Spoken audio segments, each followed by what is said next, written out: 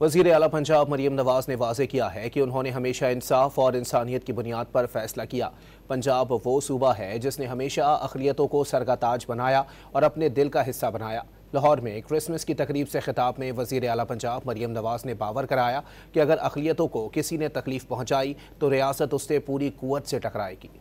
अगर आपने किसी महज़ब मुआशरे को गेज करना हो तो आप क्या गेज करते हैं?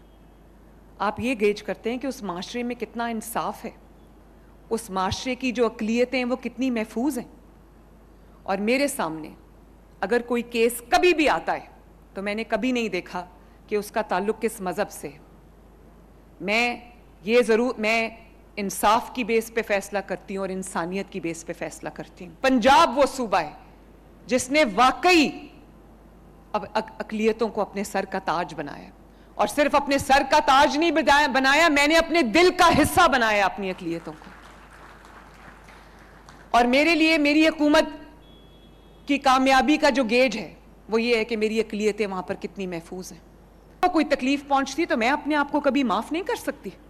अगर उनको कोई गुज़ंद पहुंचती है और कोई ताकत के जोर पे अगर उनको कोई तकलीफ पहुंचाता है, उनके हकूक पे डाका डालता है, उनको कोई उनका हक मारता है, तो मैं उसको कभी माफ नहीं करूंगी। रियासत पूरी कुव्वत से उसके साथ टकराएगी।